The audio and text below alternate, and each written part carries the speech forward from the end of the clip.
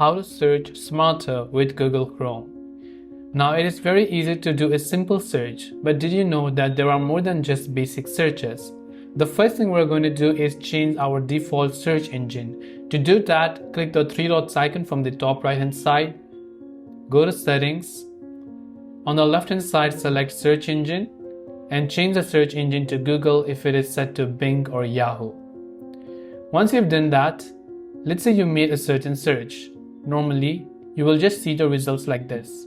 But if you're only looking for images, you can go to images, followed by maps, videos, short videos, web, forums, or even more options.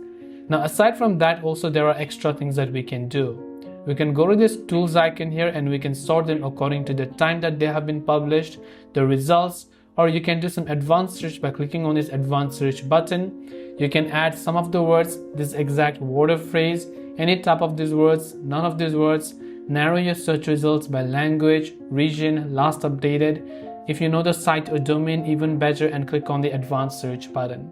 That's all for this video. Thanks for watching and see you in the next one.